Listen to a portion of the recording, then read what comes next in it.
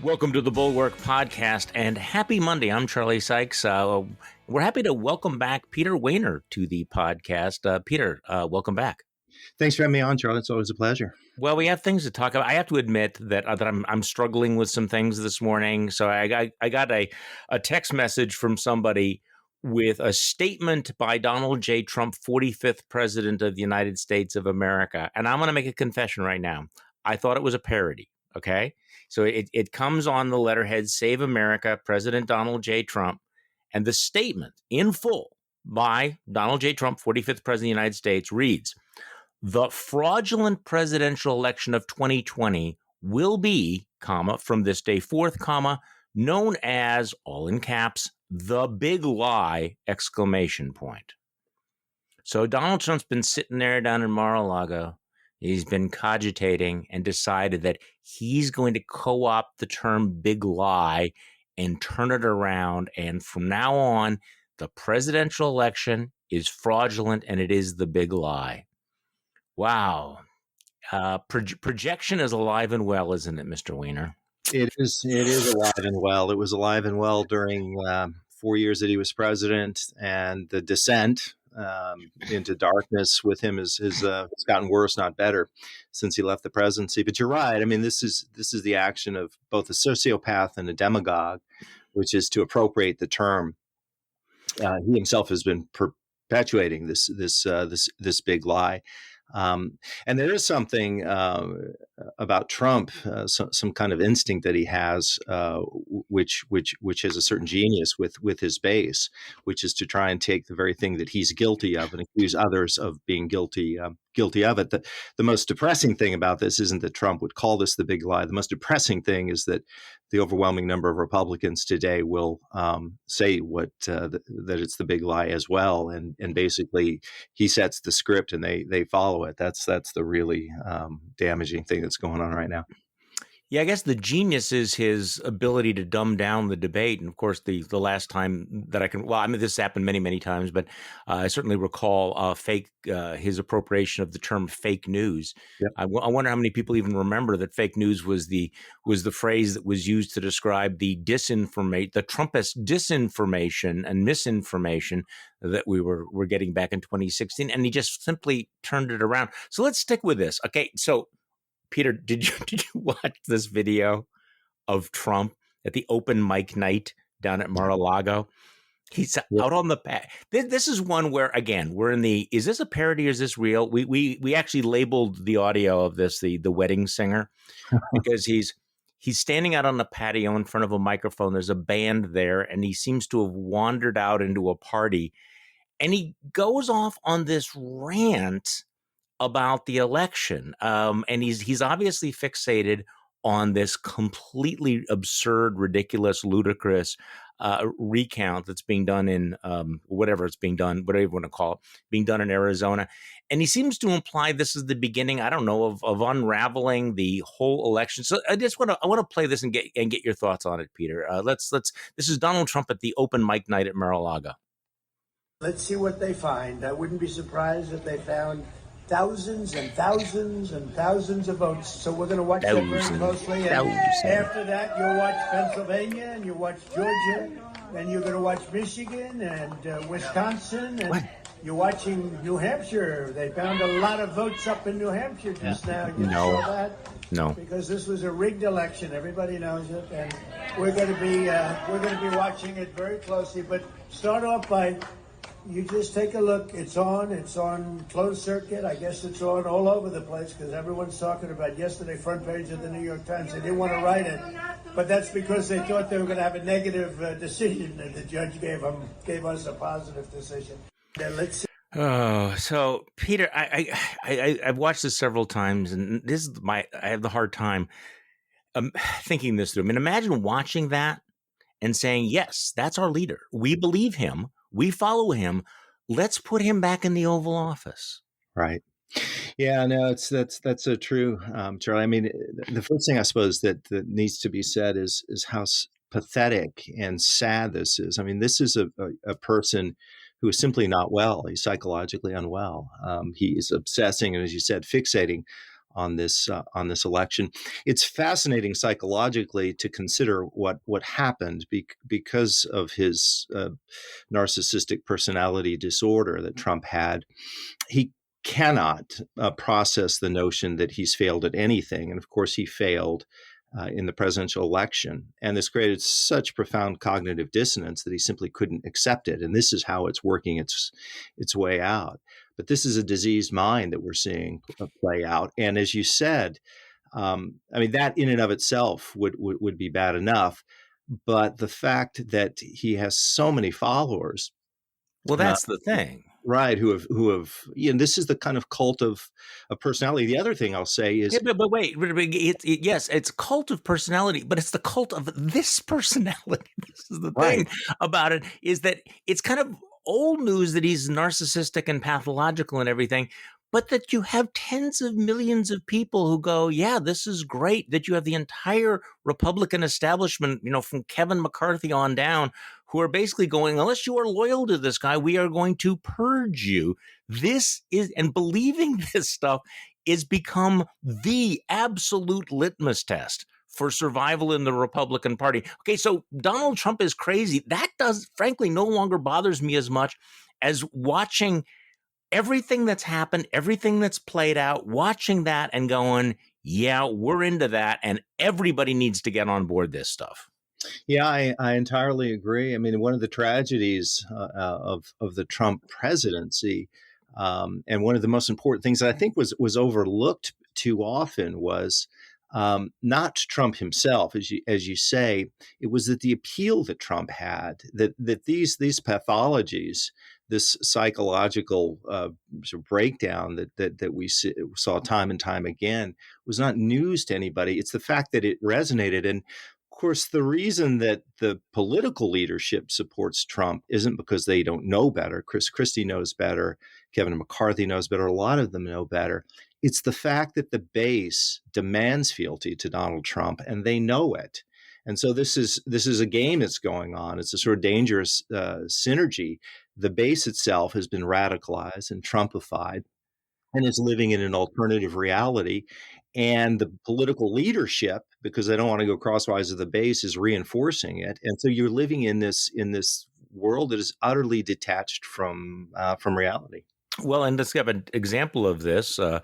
Over the weekend, I think probably everybody listening to this podcast knows about this. Mitt Romney is speaking at the Republican convention in Utah, and this is what happened. Again, this is Mitt Romney, former presidential nominee of the Republican Party, former Republican governor, son of a Republican governor, a solidly conservative record. He stands up at the Republican convention. This is what happens.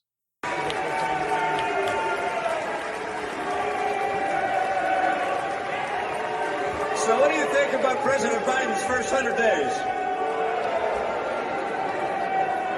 Now, you know me as a person who says what he thinks, and I don't hide the fact that I wasn't a fan of our last president's character issues. And I'm also no fan...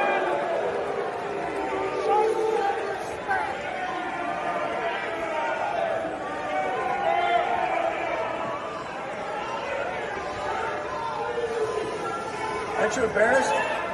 Okay, so Peter, that I made that the subject of my newsletter this morning, my Morning Shots newsletter.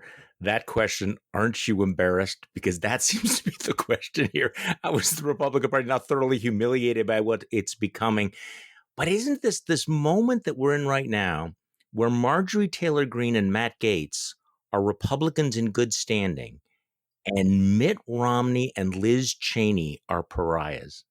Yeah, boy, that is so true, and that just shows you the degraded state of the Republican Party. That was an amazing scene in Utah over the weekend with Mitt Romney, for several reasons. One you mentioned, which was he was the nominee in 2012. The other thing is that Utah Republicans were among the least loyal Trump Republicans during his presidency. A lot of Mormons actually took their faith commitment seriously, and there was some distance between them and the character of Trump.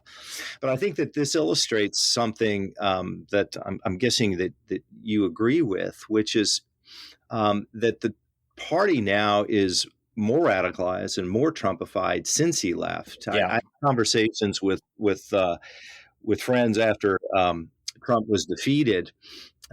These are responsible conservatives, and they were hoping for a snapback to the Republican Party, that it would go back to what it was pre-Trump and become a sane party again. And that was a delusion, because I don't think that they fully understood that the poisons had been unleashed. And weirdly, Trump, I'd say in the latter half of his presidency, might have become a kind of restraining force on the Republican Party. Not at the beginning, because I think that he radicalized the party and sort of unleashed these poisons I was describing. But at some point, it was imbibed. And Trump, I think, at least when he was president, gave these people some sense of security. Now that he's gone, it's a free for all. All these freaks are trying to outdo each other. Josh Hawley and Ted Cruz and on, trying to become mini Trumps. So I think the Republican Party is more radicalized, as I said, now than it was during the Trump years, and what's unfolding as it relates to Liz Cheney in particular in the House is a really big deal. Well, let me read you what you wrote in the Atlantic. It was the last week in April, and I feel like there was a recognition right about the time that you wrote this that, wow, not only did the fever not break, but as you just said, it's getting worse. What you wrote was the hope of many conservative critics of Donald Trump was that soon after his defeat, and especially in the aftermath of the January 6th insurrection, the Republican Party would snap back into its former shape. The Trump presidency would end up being no more than an ugly parenthesis. The GOP would distance itself from Trump and Trumpism and become a normal party once again. But that dream soon died. The Trump presidency might have been the first act in a longer and even darker political drama in which the Republican Party is becoming more radicalized. How long this will last is an open question. Whether it is happening is not. Wow. Peter, that's a gut punch. Because I don't think that many of us really thought that everything would go back to normal right away. But I have to admit that particularly in the hours after January 6th, to imagine that the Republican Party would become even worse, even darker, even more hostile to democratic norms and separated from reality. I don't think we saw that coming. But I think you're right here. So let's spend a little time on all of this. I know it sounds counterintuitive to say that Trump was a restraining force, but at least there was like a focal point, right? There was, at least he was crazy, but at least he was there, and so you weren't going to get too much crazier. But now it's like everybody's freelancing. And there's a competition for who is the most bizarre. It's Tucker Carlson versus OAN. It's Ted Cruz versus Josh Hawley. And there's this constant sidestep to the crazier. And all of the incentives are for the crazy. So not only are there no sanctions for the people who buy into the lies and the deception and the conspiracy theories. In fact, it's the opposite. Those people actually raise more money and become more famous. And the people who actually push back against it are the ones who are being purged. But so it is getting worse, and it is getting more and as a result, the Republican Party is more dangerous even than it was under Trump. Yeah, I think it is. I think it's the main danger politically to the country by far right now. And as you mentioned, there is an incentive here to act in a crazy way. Marjorie Taylor Greene, I think in the first quarter, raised $3.2 million, which is a staggering sum, particularly for a freshman to have. And she's more popular in the party than Liz Cheney is. And what's going on, I think, is that people, for the most part, I think, have resisted acknowledging, really almost not you per se, but I would say a lot of people who are Republicans, just how deep the pathologies in the Republican Party went, and honestly, they predated Donald Trump. Donald Trump was in a sense a creation of those things. That opened the opportunity for him to become president, and then he accelerated all the worst tendencies. He was a pernicious force for sure. But it unlocked it. It sort of opened Pandora's box. The other thing I think that's happened is that Trump won 10 million more votes in 2020 than 2016. Yeah. And Republicans gained in the House. I think the one chance that might have had that the Republican Party could shake itself of Trump, and that the political leadership of the Republican Party would have broken from him, is if they would have been wiped out, from stem to stern. That didn't happen. They lost the presidency, but as I said, they gained 10 or so seats in the House. I think they gained one governorship. They did well in the state legislatures and so forth. And so what happened is that the Republican Party, the leadership of the Republican Party, the political leadership, feels like they threw their hat over that wall, and their best chance to gain power is to stay with Trump, not to stand up to him. That's certainly the calculation that Kevin McCarthy has. There was that brief window, as you alluded to, right after January 6th, the insurrection, where there was some movement away from him, but that lasted, 48, 72 hours. But again, what the members of Congress saw was how the base was reacting, and they saw this devotion to Trump, and nothing was going to shake it. Nothing shook it for 4 years. Not even an insurrection and an effort at a coup shook it. And what we're seeing here has to be understood not politically but psychologically. I mean, I really mean that, and I think I probably learned more about politics in understanding and having conversations with psychologists over the last several years than politicians, because Same what's here. happening now has to be understood in a psychological term. The grievances on the American right, the siege mentality, the sense of existential fear, the hatred for the left, this desire to own the libs, to do anything that irritates liberals or progressives is by definition something that needs to be done. This journey into a world of unreality. Those are psychological phenomena more than they're political phenomena. What we're seeing, of course, is it manifests itself politically, but that's not what's driving it. So the headline on your Atlantic piece was "The GOP is a grave threat to American democracy," and the subhead was, "Unless and until Republicans summon the wit and the will to salvage the party, ruin will follow."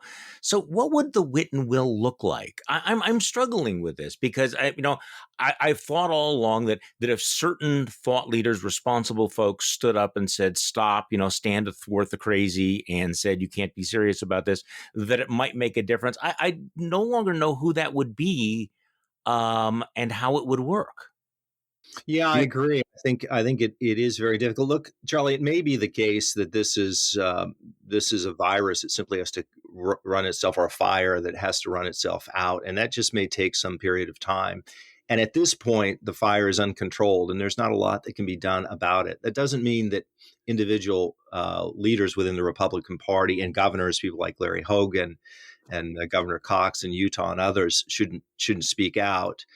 And life is a theater of vicissitudes. John Adams said things can change. There are inflection points often that you don't anticipate. All that any of us can do is be faithful.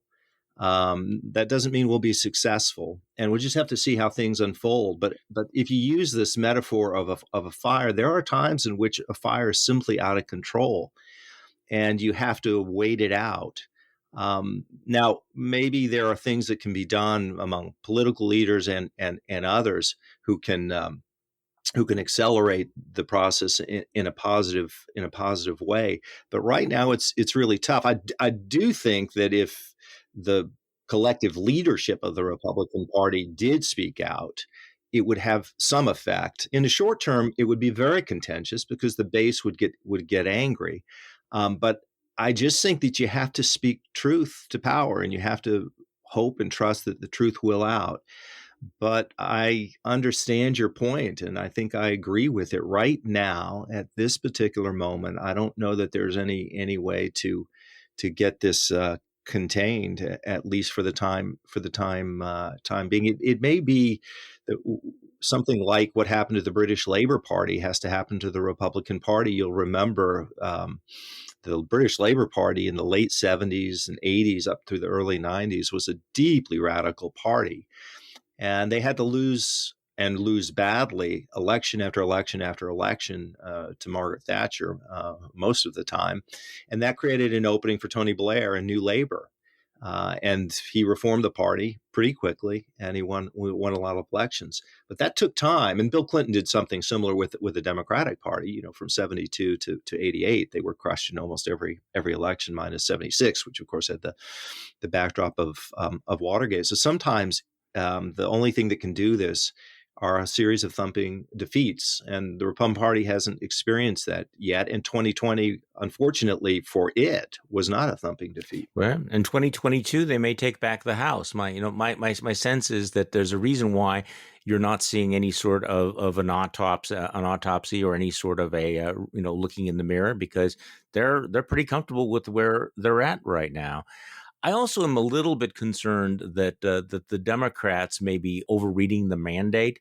The control of American government is determined not just by the base. It is determined by certain swing voters in certain swing states. And so I do worry about this. See, I have a specific question for you. Again, going back, one of the things, and I'm sure you've done the same thing, is to keep asking, what were the turning points? How did we get here? You and I were both part of a conservative movement that we thought was pretty sensible, pretty rational, and which has been exposed as being neither.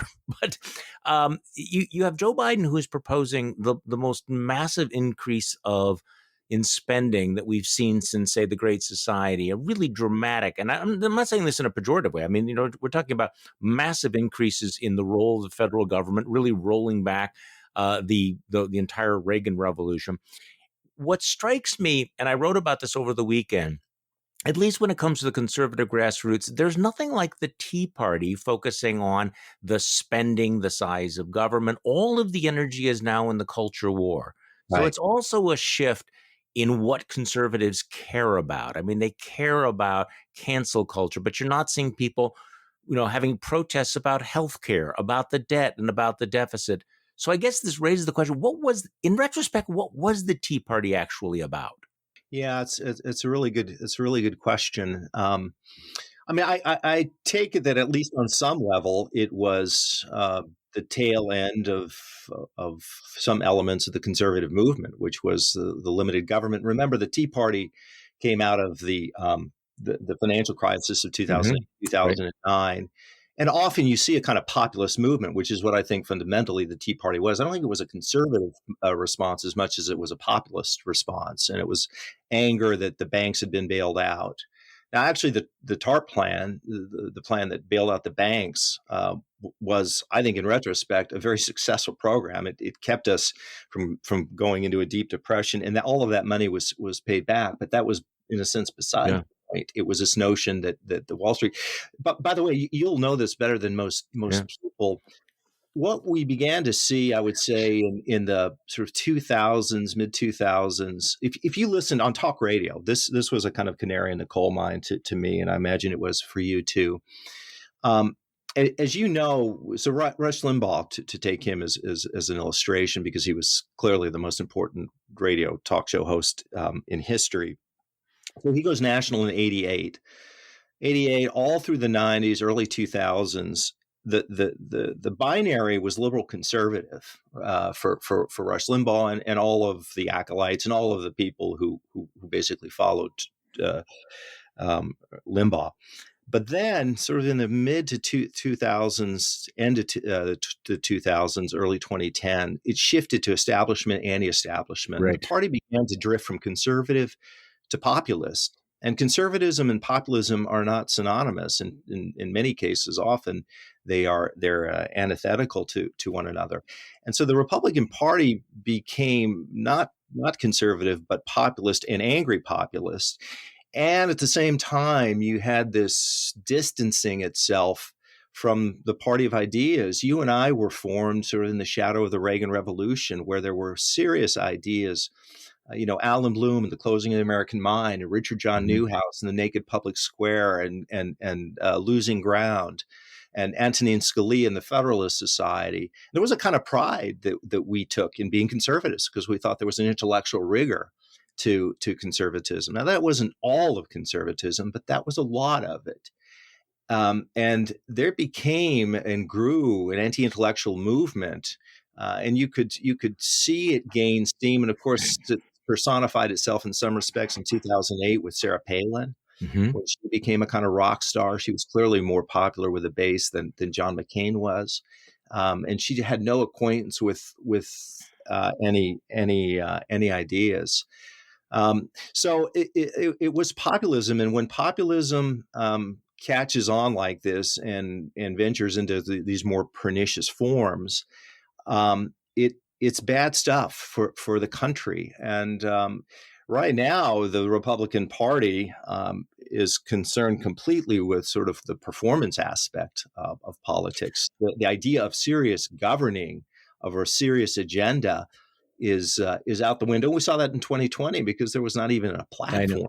Which is pretty much a tell. No, what you're describing is absolutely right. And it's not just you said, the angry populism. It was that rise of that perpetual outrage machine, where all of the energy was spent in getting people angry and often angry at Republican leaders who were trying to explain to the base what was possible and what was not possible. The whole idea of governing, of compromise, really became was really thrown out. So, I mean, that goes back to the Tea Party, because I think you saw a little bit of that. And I know that there are some of our liberal listeners who think that the Tea Party was all about the fact that Barack Obama was a black president and it was, always racist. But, there's a little bit of truth to everything, but the Tea Party was a lot of different things. In the beginning, there was a genuine grassroots element, not totally. A lot of it was funded by, Americans for Prosperity through the Koch network, but they were concerned about small government and government spending. And then over time, it kind of morphed into something that was taken over by this new generation of entrepreneurial grifters, and then the extremists and the kooks. And now we have sort of vestiges of the Tea Party that have nothing really to do with small government or fiscal conservatism. They're completely Trumpy. They're completely culture war. They're completely into sort of, performative outrage all the time. So you can kind of trace that, through that movement, because, I went back over the weekend. I was looking at some of the signs from the Tea Party movement, and you would think these people were really concerned about government spending and and debts and debt and deficits. And that just seems like kind of a sick joke now. Yeah. Well, you would have thought once upon a time Republicans cared about character in presidents and Oh, public God. officials too, as you recall. Well, I remember in the late 1990s, every day Republicans were taking a 2x4 against Bill Clinton because of his immoral conduct with Monica Lewinsky. I was one of them. I was critical of that, not just for the act itself, but that he lied under oath. And people like Al Mohler pushed the Southern Baptist Convention to pass resolutions about the importance of character in public life. What did Al Mohler do in 2020? He said he's voting for Bill Clinton. By the way, No, Donald Trump. Donald Trump. Yeah. Yeah, he voted said he would vote for Donald Trump in 2020. So you've seen a reversal on any number of issues. You mentioned, limited government, the deficit and the debt, which exploded pre COVID, exploded under Trump. The Republican Party used to be the party of free trade. It became a protectionist party under him. It made morality a centerpiece of foreign policy. That was the great debate, in part, between Reagan and Nixon, right? Realpolitik versus Reagan's rollback of communism and making morality central to the foreign policy and national security cause. And what was Trump about? He was having this bromance, this love affair with probably the most brutal dictator in the world, Kim Jong-un, and these other autocrats. So the Republican Party has completely flipped from what it was. I don't consider it, by the way, and I don't think you do either, a conservative party. I think conservatives now are politically homeless. It's just the reality of things. And I think that in many respects, in some deep fundamental respects, the Republican Party is less conservative than the Democratic Party, at least when it comes to temperament and disposition, which is a very important core element of conservatism. It's as we've been talking about, it's a radicalized party and it's an anti-institutional party. The idea that a conservative party or a conservative would be a member in good standing of an institution of a party that is anti-institutional just doesn't square. Yeah, I mean, just on this issue of Trump and the deficit, the numbers are pretty remarkable. He presided over the ballooning of the national debt from 19.9 trillion to around $28 trillion, which is an increase of more than 35% in just 4 years. So not a surprise that Republicans would, they go through the motions of talking about socialism. Not sure what they actually mean by socialism all the time. But they do it. But your point about that the Republican Party is no longer conservative, that it has become more radicalized. It feels more like the European right wing in some ways than an American, an American conservative party. But give me your sense then about how you're feeling about Joe Biden, because of course Joe Biden is, feels more like an FDR than even a Barack Obama. So where do conservatives go? I mean, your sense, I mean, in terms of his disposition and his style, he seems much, I mean, he actually, there's a certain conservatism in his respect for institutionalism and everything. But the policies, I don't think it would be fair to say are conservative in any way. Yeah, I think that's right. I mean, I think Biden is something of a mixed bag. I should say when I think about Biden, I would disaggregate. The first thing I say is I'd rate him very, very high on deportment, on conduct. And after 4 years of Donald Trump, that matters a great deal, more than it ever has. A lot. We have a president who's a sociopath or an insurrectionist. Now, that used to, once upon a time, that wasn't anything you would really have to factor in, but today it is. And I actually think that the conduct of Joe Biden, the person of Joe Biden, is important. I mean, I think he's a dignified person. He's an individual with great personal empathy. He's dialed the rhetoric down, especially compared to Trump. And I think he's trying to depolarize things. And by and large, I think is a kind of healing agent in our politics. And I think that matters. I think it matters a lot. So that's one. The second thing is that the most immediate and main task that he faced coming into office was inroads against COVID. And there, I think he gets pretty high marks for the vaccine distribution effort, and the messaging, I think, has been good. When you go beyond that to his domestic policy and his foreign policy, and then let's call it the sort of the culture policies, there I think it's more mixed. He's much too profligate for my taste.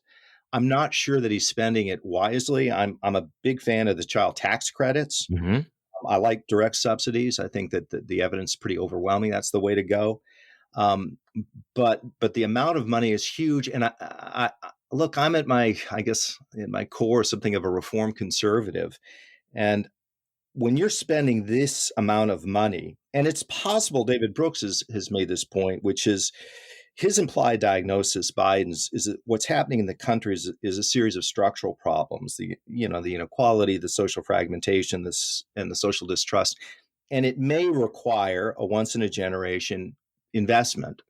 Now, that may or may not be right. If it's right, then I would be much more comfortable if Biden was advocating the reform of what I think are broken institutions, the modernization of those institutions, so the money is going to be used more effectively. And then there's a question of the debt. Now, I don't pretend to understand anymore what the inflection point is at debt.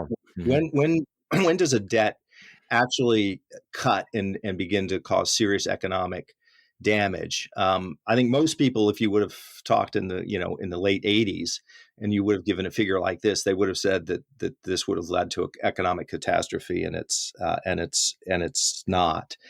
On foreign policy, I think it's mixed. I think he's steadied our relationships with the allies. He's signaled to our adversaries and despotic leaders that the days of that bromance I was referring to are over. He acknowledged the Armenian genocide, the commitment to Taiwan, he said, is rock solid. I think that's good. He's condemned the persecution of the Uyghurs in China. So those are all good. My biggest concern at this point is Afghanistan. I think the withdrawal of the troops there is probably unnecessary. I think it'll have certainly from a humane perspective, a lot of damage, but I think it may hurt us geopolitically. I think that Biden was just ideologically committed to leaving there. I don't think that the facts on the ground argued for it. I think the downside of leaving are higher than the upside. And then the last thing I'll say, Charlie, sorry for being long-winded No. here, but um, I don't think Biden himself is animated by the culture war or wokeness. He's not from that generation. But the Democratic Party itself, the energy of the Democratic Party is certainly there. And Biden has supported things like the Equality Act, which has to do with gays, lesbians, transgender. I oppose an alternative Fairness for All Act because I think the Equality Act is a real threat to religious liberties. And I do think that the defund the police rhetoric that you hear, that's not Biden's rhetoric. I think he's been pretty responsible. But that energy in the Democratic Party is there, and I'm concerned, and I know you are too, with this cancel culture, wokeness. I know those are imprecise terms, but we basically know what we're talking about, which is a sort of totalizing ideology, and it's a notion. You see this, was confined to the academy for years and years, but it's now spread to journalism and other areas of public life. I think it's wrong, and I also think that it's going to unnecessarily divide the country. So I'm not a progressive; I'm a conservative. I think Biden has done, reasonably well, quite well in some areas, reasonably well in others, not so well. But we're going to see if by the end of this year, if we've got a sane person who's president, if the pandemic is in retreat, if the economy is growing at 6%, if Right. businesses and schools are open, if we suffered no international crisis or terrorist attack, and if the administration isn't marked by corruption or lawlessness, you'd have to judge that to be a pretty good first year. We're conservatives, you and I, and so we believe in human experience, and we believe in what the facts and the realities say. And so we're just going to have to see how this plays out.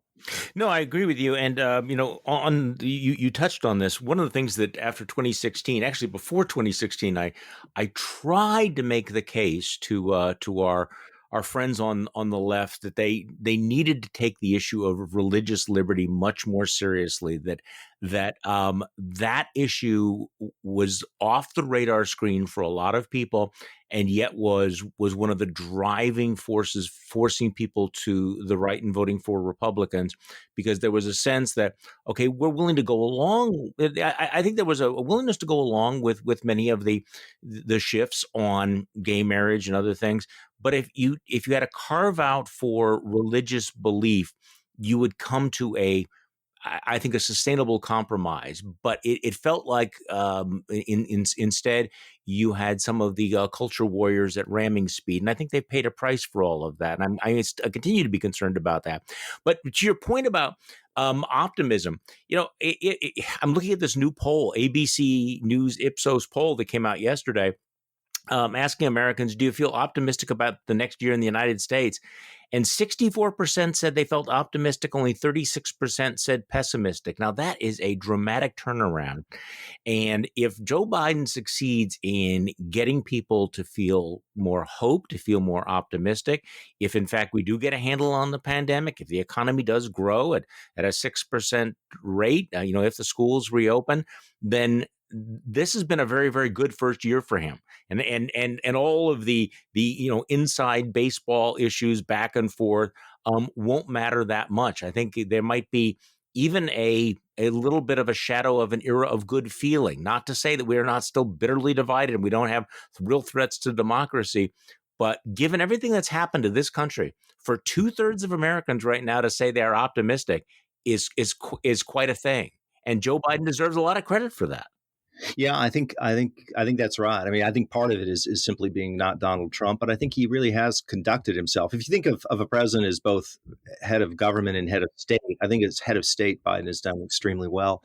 That poll, underscores, I think, one of the problems for the Republican Party, because the country, generally speaking, is becoming more optimistic. But the Republican Party and the base of the party in particular, including a lot of white evangelicals, is going in exactly the opposite direction.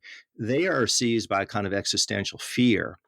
And when you have a party or a base of a party that is out of touch with the majority of the country, that creates the quandary that the Republican Party is in, because you're not going to win primaries by spitting in the wind of the base, but the base itself is out of touch with the party, and so as the country overall gets more optimistic, the Republican Party is becoming more angry and more concerned. By the way, I wanted to say one other thing, just to reinforce something that I saw you had said this morning, I think on Morning Joe, which was Ronald Reagan. I thought about it because you mentioned optimism, and that was such a central part of who Ronald Reagan was.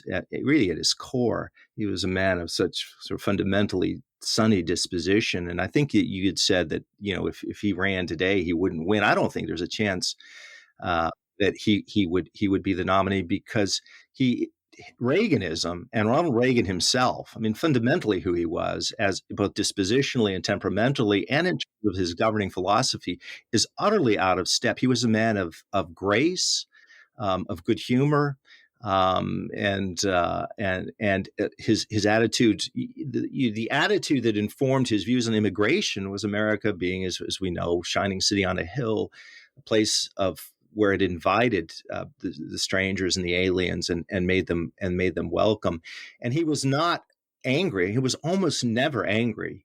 And Trump himself is nothing but radiating anger, and so is the base. And it is pretty amazing. And so anyway, I wanted to say, just to reinforce and applaud what you said, I don't think there's any chance that Reagan or anybody running like a Reagan would win the nomination. We saw some of that in 2016, right?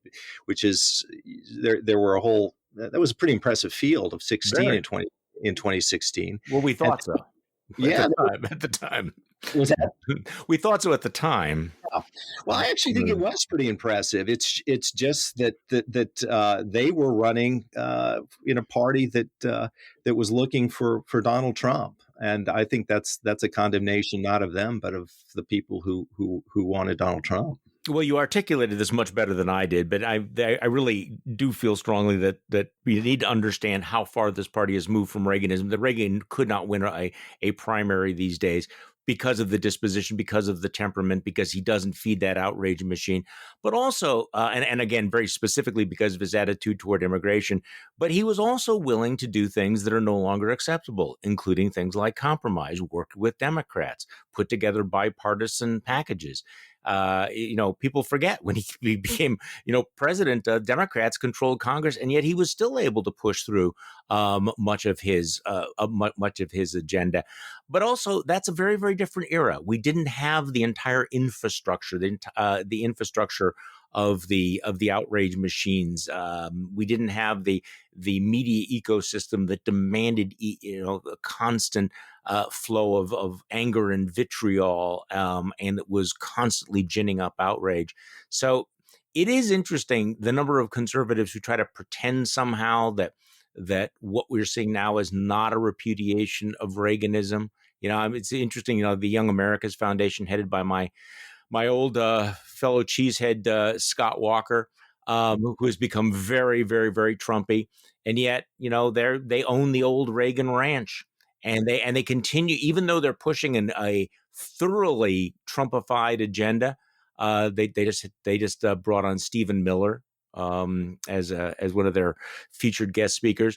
They still try to pretend that what they're representing is not this fundamental in-your-face repudiation of the man whose name they invoke all the time. Yeah. It just struck me in this conversation. This is really, really kind of going back in the day, but Reagan was criticized by the right, by people like Howard Phillips and Richard Viguerie. And what happened now is that the Howard Phillips and Richard Vigueries have basically dominated the party. I mean, they've left their input, along with, I would say, Pat Buchanan, who I think was a much more significant figure than any of us realized at the time. The Buchanan run for the presidencies in 92 and 96 really foreshadowed Trump in almost every important respect. I would say if you wanted to understand Trump and Trumpism, the two figures probably to Yep. look at would be Pat Buchanan and George Wallace. I think I that agree. that combination of individuals explains the who Donald Trump is and the rise of Trump, and why I think ultimately Trumpism will fail. I think it needs to fail for the sake of the republic. So one last comment to sort of loop around to where we began, but I thought it was a parody that Trump put out a statement saying that he was going to from now on call the election the big lie. It's interesting what's happened to the state of language, and I'm sure you've thought about this. When Mitt Romney is speaking in Utah, they were yelling two names at him. They were calling him a traitor and a communist. And it would be interesting to know, what did these Utah Republicans think the word communist meant? You know, it actually used to mean something. It had a real tangible reality. And now it's just obviously a free-form insult, because in what sense is Mitt Romney a communist? He's a traitor only in the sense that he's not loyal to Trump's lies and to his character. But it is interesting the way language has just been battered and twisted and distorted. And I suppose that would be another indication of the derangement of the conservative mind and of the drift toward authoritarianism, where words mean what we want them to mean rather than having any sort of discernible, real, objective meaning. Yeah, I so agree with you, Charlie. And in a book that I did in 2019, The Death of Politics, I actually devoted part of a chapter to the power of words. You know, George Orwell wrote, I think it was in 1946, a very powerful essay on the destruction of language and political language. And the corruption of language is a manifestation of the corruption of thought, and vice versa. I mean, they interact with each other. And Orwell is a very important figure for your listeners to go back to and read and study, because of the obvious Orwellian elements that we're seeing. And words matter. Words are among the most powerful things in human life. And all you have to do is to think back of books and poems, and things that move the human heart and shape the human sensibilities. And even if you think about great presidents, often people think of them not because of their public policy positions so much as words. You know, Lincoln with malice toward none, with charity toward all. John F. Kennedy, ask not what your country can do for you, ask what you can do for your country. Reagan, tear down this wall, Mr. Gorbachev. FDR, we have nothing to fear but fear itself. There's a reason that those words resonate. Because words are windows into the soul, and the right words can elevate our sensibilities, our moral sensibilities. They can lead us to see beauty and goodness. And the corruption of words can do the opposite. It can pull us down, and it can corrupt our sensibilities. And we're in a period right now, a really difficult and hard and low period in American history. And the degradation of words is a manifestation of that. This country has a lot of repair to do. I have a friend who years ago said you could be a theoretical pessimist, but you need to be an operational optimist. I think we need to be operational optimists. And as I said earlier, we each of us individually just has to be as faithful as we can to the good, to the moral good, to the common good, and hope that this country, which you know has had such a remarkable history of its capacity for self-renewal, is one of the wonders of human history. But this is a tough moment right now. Peter Wehner, thank you so much for joining me on the podcast today. Peter is, of course, a contributing writer at The Atlantic and a senior fellow at the Ethics and Public Policy Center. Good to have you back, Peter. Thanks, Charlie, and thanks for all your work. It makes a difference. I appreciate it. And thank you all for listening to today's Bulwark podcast. I'm Charlie Sykes. We'll be back tomorrow, and we will do this all over again. All right, that was great.